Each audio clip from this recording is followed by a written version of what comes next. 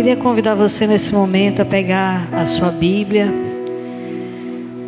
Vamos fazer uma reflexão, ouvir um pouquinho da palavra do Senhor. Lá você vai abrir em 2 Samuel capítulo 24. 2 Samuel capítulo 24, versículo 18. Glória a Deus. Quantos estão sendo impactados aí pela glória do Senhor? Amém. Tão bom vir à casa do Pai, é tão bom adorar o Senhor, buscar a sua face. 2 Samuel 24, 18. Quantas pessoas perdem essa oportunidade? Todos acharam? Amém. Antes de nós lermos, eu quero só deixar um aviso para toda a igreja. Quem não está sabendo, amanhã é o nosso celulão. Então o nosso tema é Jesus e a nossa praia. Se você puder vir, venha, a caráter, com roupas parecidas com roupas de praia, florais. Quem puder, quem não puder vir do jeito que puder vir. O importante é você estar aqui, trazer o seu convidado, porque vai ser uma noite muito especial. Vai ser a última célula nossa do mês de julho. Nós vamos voltar na primeira semana de agosto.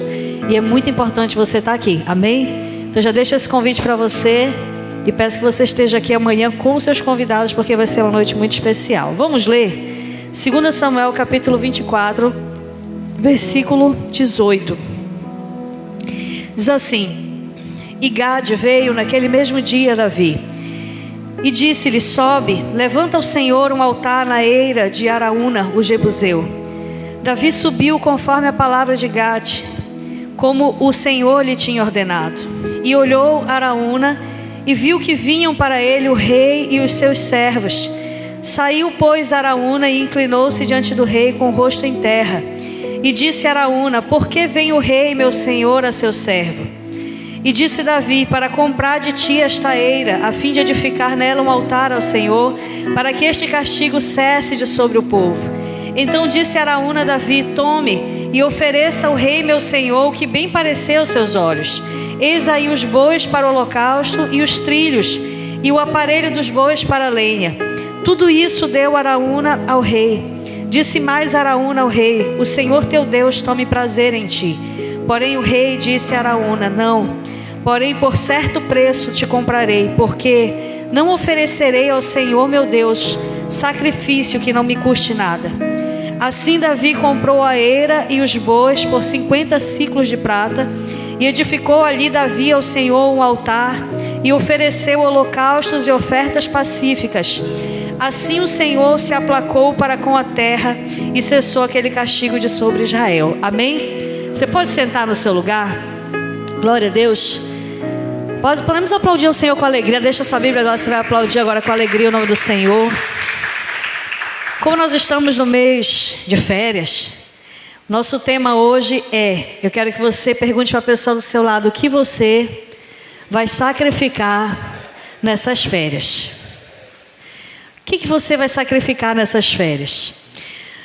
Esse texto que nós lemos, ele nos conta um episódio muito interessante na vida de Davi.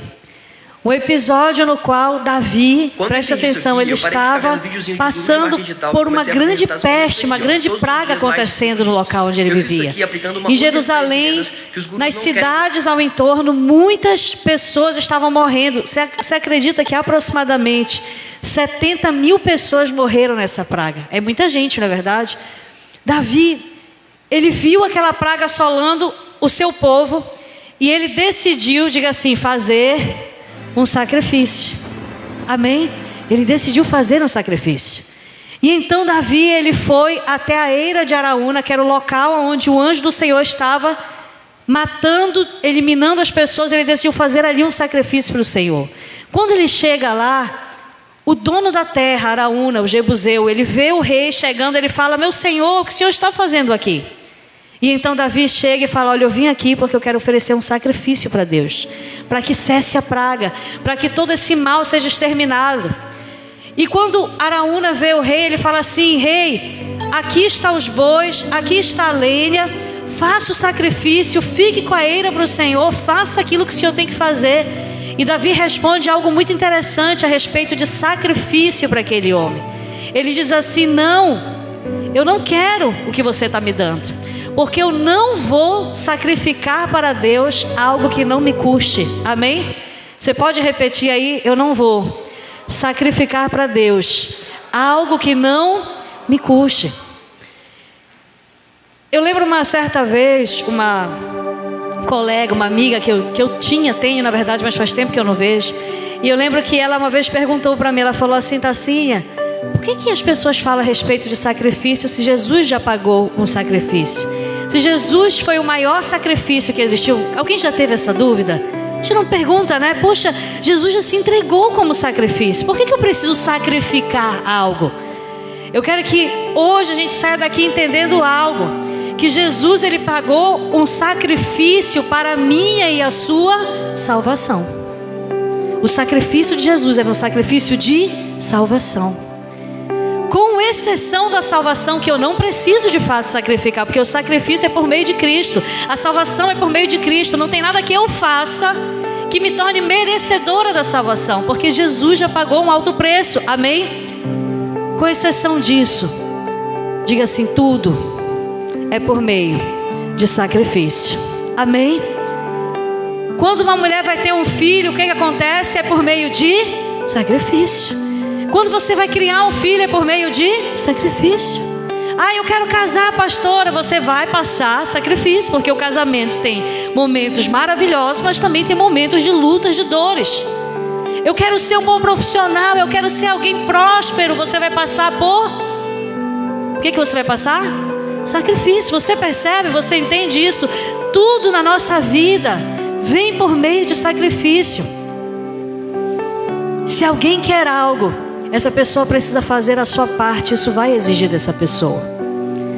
Jesus, de fato, ele fez o maior sacrifício, mas foi para salvação. Porém, o próprio Jesus nos diz algo interessante. Lucas capítulo 9, versículo 23, um texto conhecido. Jesus diz assim, ouça: se alguém quer vir após mim, negue-se a si mesmo, tome a sua cruz e siga-me. Isso é ou não é sacrifício? É. Jesus está dizendo, olha, eu ofereci um sacrifício, mas quem quer vir após mim também vai precisar apresentar sacrifício. Quem quer vir após mim também vai precisar ter uma vida de cruz. E vida de cruz é vida de sacrifício. Em resumo, tudo que nós quisermos é por meio de sacrifício. Quem quer se formar, quem quer ser um bom profissional, quem quer ser uma pessoa melhor, quem quer ser uma pessoa próspera, quem quer ser uma pessoa que vai colher frutos, essa pessoa precisa entender que ela vai plantar com dores, mas ela vai colher sorrindo. Amém? Plantar com dores significa sacrifício. Tudo na Bíblia você vai ver que vai nos ensinar a respeito de sacrifício também. E nesse texto eu quero compartilhar com você somente duas coisas que eu anotei aqui, porque é uma breve reflexão mesmo, a respeito de sacrifício. Por isso que o nosso tema é: o que você vai sacrificar nessas férias? Porque não pense você que Jesus não está nos pedindo algo hoje. Amém? Eu louvo a Deus pela sua vida, você que está aqui, porque muitos não sacrificaram estar aqui. Muitos poderiam estar aqui essa noite, amém? Não é verdade? Mas não sacrificaram, porque preferiram de repente estar numa praça, estar num parque, estar fazendo alguma coisa. E eu não sou contra as férias. É bom tirar dias de descanso, de férias, de lazer, mas entenda que sempre Deus estará nos pedindo algo. E isso que Deus está nos pedindo, muitas vezes vai ser um sacrifício. Com essa história de Davi que eu disse para você, eu aprendo duas coisas muito importantes que eu quero que você guarde no seu coração. A primeira coisa que eu aprendo é que sacrifício, diga assim, sacrifício sempre vai me custar algo. Amém? Amém? Você concorda? Sacrifício sempre vai me custar algo. É difícil tal que a gente fala sempre, mas sacrifício sempre vai me custar algo.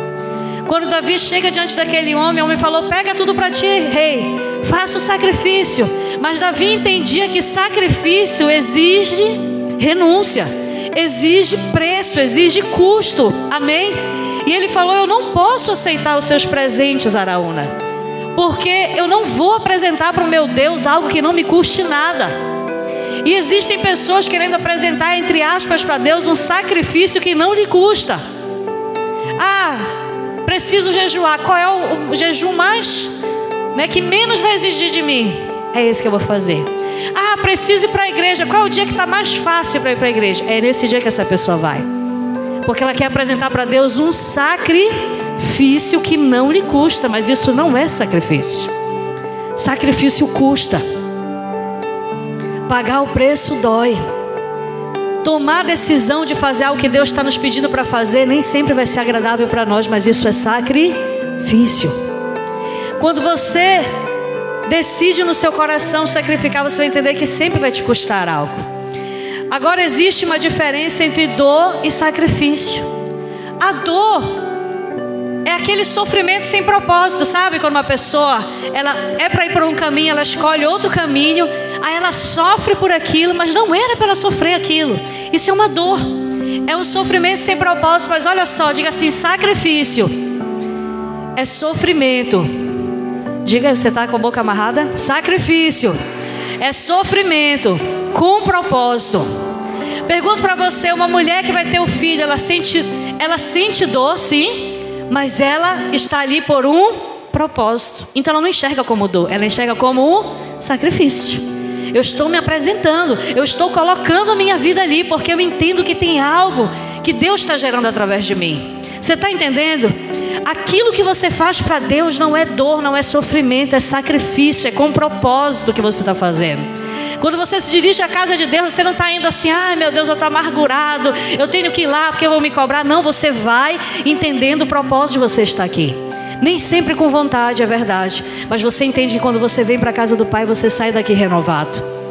Você sai daqui com as suas forças restauradas, mais do que se você fosse para a praia, mais do que você fosse para qualquer outro lugar. Amém? Não é verdade? Então, se Deus, nós vamos perceber que muitas pessoas, elas vão sacrificar a Deus nessas férias, mas elas vão sacrificar o próprio Deus nessas férias. Elas não vão sacrificar a elas. Elas não vão abrir mão daquilo que elas precisariam abrir mão. Mas eu e você precisamos sacrificar. Diga assim: eu preciso sacrificar a mim mesmo nessas férias. Eu preciso me sacrificar nessas férias. E o que isso significa? Que eu vou precisar orar. Porque olha, irmão, a gente pode sair de férias, na verdade, a gente pode passear, mas eu não posso esquecer, eu não posso sacrificar Jesus. Eu não posso sacrificar Jesus, eu preciso sacrificar o meu eu. Eu continuo tendo essa necessidade de sacrificar o meu eu. Eu preciso orar, eu preciso ler a minha Bíblia, eu preciso ter um local para eu congregar, ainda que não seja a minha igreja, porque eu estou em outro local. Mas quantas pessoas se esfriam nesse período de férias? Quantas pessoas às vezes estão na cidade, nem viajam, mas não vêm buscar o Senhor, porque elas estão de férias de Jesus. Porque elas estão ali assim: ah, tudo bem, tá tudo ok, hoje eu vou me dar o luxo de ficar assistindo novela, hoje eu vou me dar o luxo de ficar deitado até tarde. Mas eu quero que você entenda que Deus, Ele nos pede algo ainda nesse tempo. Amém? Segunda coisa que eu entendo aqui é que o sacrifício, diga assim, sacrifício antecede o favor de Deus. Quantos querem que Deus lhe favoreça?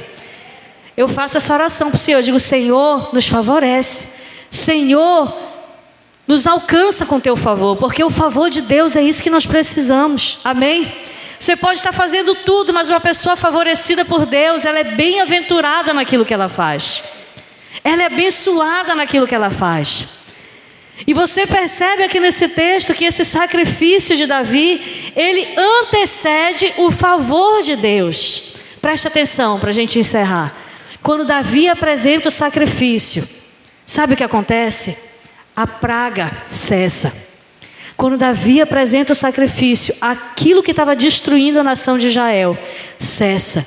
Porque quando Davi levanta um altar diante do Senhor e apresenta o sacrifício, Deus favorece Davi. Amém? Deus favorece Davi. E isso, querido, tem a ver muito com preparação e oportunidade. Porque Deus favorece aqueles que estão preparados. Amém? Deus favorece aqueles que estão preparados. Davi se preparou para receber o favor de Deus. Olhe para cá, não se distraia. Davi se preparou para esse momento. E quando você se sacrifica se preparando com antecedência, Deus vai favorecer você também. Tem uma pergunta, eu vi numa pregação a respeito de preparação e oportunidade. O pregador ele perguntava assim: se hoje, pergunte para a pessoa do seu lado, faça esse favor, se hoje Deus te desse aquilo que você tem tanto pedido, você estaria preparada? Amém? Faça essa reflexão para você.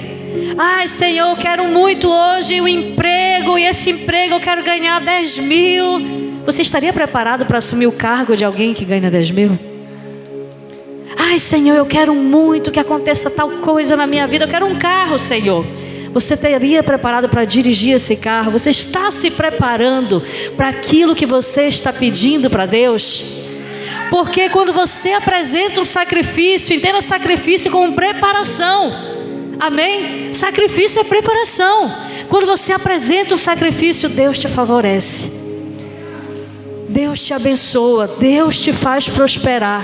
Mas isso acontece com quem está preparado para as oportunidades de Deus. E aí eu concluo perguntando para você: o que é que você vai sacrificar nessas férias? A resposta que Deus ele me dá é: sacrifique a você. Sacrifique você nessas férias. Pastora, quer dizer que eu não posso aproveitar? Não. Quer dizer que você vai aproveitar as férias, mas você continua entendendo a sua posição como cristão. Amém? Você continua entendendo que aonde você estiver, você tem que fazer a diferença naquele local. Você vai sair com a sua família, seja sal para a sua família.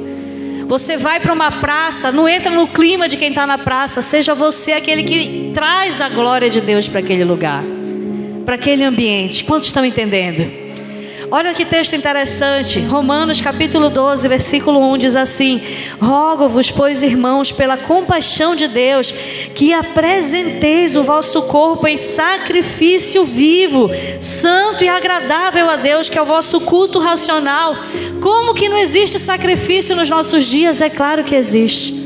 O nosso sacrifício é o nosso culto a Deus, é a nossa vida ao Senhor.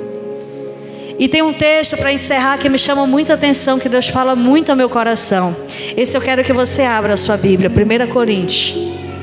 Nós vamos encerrar lendo esse texto. Eu quero que você marque a sua Bíblia, porque eu creio que esse texto é para os nossos dias.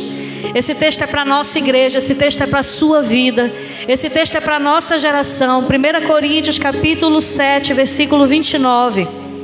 Preste muita atenção, deixe marcado na sua Bíblia esse texto. Às vezes ele passa batido, mas ele tem uma revelação muito poderosa de Deus para a nossa geração.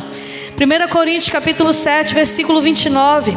E toda vez que eu quero desistir, desanimar, eu lembro desse texto, porque tem verdades poderosas nele. 1 Coríntios 7, 29 diz assim: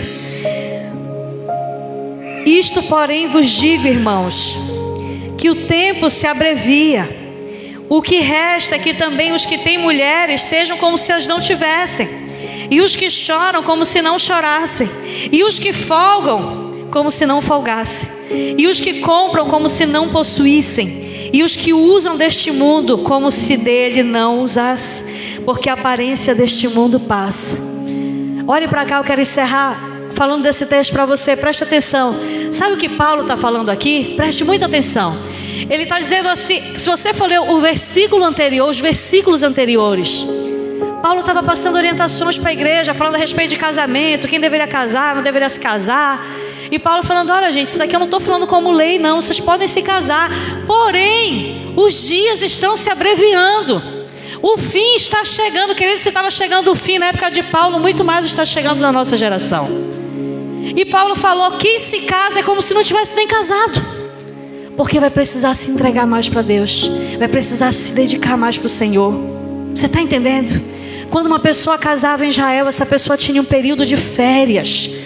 Se houvesse uma guerra, estourasse uma guerra, essa pessoa não seria enviada, porque ele estava recém-casado, ele deveria cuidar da sua esposa. Já pensou que é uma exceção? Todos os homens de Israel indo para a guerra, e aquele que está recém-casado fica. Por quê? Porque ele era recém-casado. Ele tinha que gerar descendência, ele tinha que ter tempo para gerar a sua própria descendência. Só que Paulo está dizendo aqui: olha, os dias estão se abreviando. A partir de agora, quem está casado é como se não tivesse, quem tem filho é como se não tivesse, quem chorasse é como se não chorasse, quem folgasse é como se não folgasse. Você está de férias, eu estou de férias, mas é como se nós não tivéssemos de férias. Amém? Porque os dias estão se abreviando. Existe uma urgência do céu de que pessoas sejam salvas, e quando nós folgamos, vidas estão se perdendo. E quando nós agimos com o direito que nós temos, porque você tem direito sim de folgar, porque você tem direito sim de ser uma esposa para o seu marido, de ser um esposo para a sua esposa, de ser uma mãe para os seus filhos. Mas quando você coloca isso como prioridade, você deixa de cumprir aquilo que é para os nossos dias, que é uma urgência, um chamado de Deus, porque os dias estão se abreviando, o fim está chegando. E hoje, ainda que você tenha algo, precisa se comportar como se nem tivesse. Então hoje nós estamos de férias, nós estamos aqui buscando o Senhor, amém? Porque os dias estão se abreviando e nós precisamos entender a urgência disso. Glória a Deus. Quantos compreenderam essa reflexão? Então fique de pé no seu lugar. Marque esse texto aí na sua Bíblia. Quando você quiser folgar, você lembra dele. Quando você quiser falar, hoje eu não vou porque hoje é aniversário, porque hoje é meu pai, porque hoje é minha mãe, porque é o meu filho, você vai falar assim, é como se eu nem tivesse eles, porque os dias estão se abreviando. Eu preciso dar o meu melhor, eu preciso apresentar um sacrifício agradável a Deus, que é meu culto racional ao Senhor. Feche seus olhos. Senhor Jesus, nesse momento nós queremos orar com a tua igreja. Nós já adoramos ao Senhor. O Senhor ministrou o nosso coração através dos louvores, gerando no nosso coração uma atmosfera de intimidade, adoração ao Senhor. Pai, não nos deixa cair na distração que esse mundo tem caído, porque as pessoas têm se valido dos seus direitos para deixar de sacrificar e de apresentar ao Senhor algo. E aquilo que o Senhor nos pede, só o Senhor e nós sabemos. Aquilo que o Senhor nos pede é personalizado para cada um de nós. Nos faz obedientes, Pai, como igreja. Senhor, ainda que muitas pessoas declarem que o mês de julho é o mês que as igrejas estão vazias, é o mês que as pessoas se afastam do teu caminho, nós profetizamos que o mês de julho será um mês de colheita para essa igreja, que o mês de julho será o mês em que haverá salvação nesse lugar, em que pessoas serão batizadas, em que famílias serão alcançadas pelo Senhor, porque o Senhor tem urgência de que vidas sejam alcançadas. E ainda que seja um tempo para folgar, para que a maioria folgue, não é um tempo de folga para nós, é um tempo de sacrifício, é um tempo de entrega ao Senhor, é um tempo de renúncia da nossa própria carne. Nós queremos ter tempo sim de passeio, de comunhão, mas ainda que nós venhamos a ter esse tempo, que o Senhor continue sendo o centro da nossa vida, que nós não venhamos esquecer nenhum segundo de que o Senhor tem nos comissionado, o Senhor tem nos chamado para uma grande comissão: ide por todo mundo e pregai o Evangelho a toda criatura. Aquele que crer e for batizado será salvo. Nós estamos, Senhor, incumbidos de encaminhar essa mensagem: arrependei-vos e sejam batizados. Nós estamos responsáveis de encaminhar uma mensagem de que o Senhor é o Deus dessa terra, o Senhor é o Deus desse lugar, e que o Senhor tem pressa em alcançar cada pessoa da nossa rua, da nossa vizinhança, da nossa família. Alcança, Senhor, nesse momento. Começa a trabalhar no coração daqueles que não estão aqui, daqueles que não puderam estar. Começa a trabalhar no coração dos nossos convidados que estarão amanhã aqui na célula. Cada pessoa, Senhor, seja alcançada por essa atmosfera. Cada pessoa seja envolvida pelo Teu Espírito Santo, porque não é tempo de descansar, não é tempo de folgar, é tempo de nós lançarmos as redes, porque a colheita, a pescaria vai ser grande. E nós queremos, Senhor, celebrar os frutos que o Senhor tem nos entregado e que o Senhor ainda vai nos entregar. Em nome de Jesus, Pai, nós oramos nesse momento.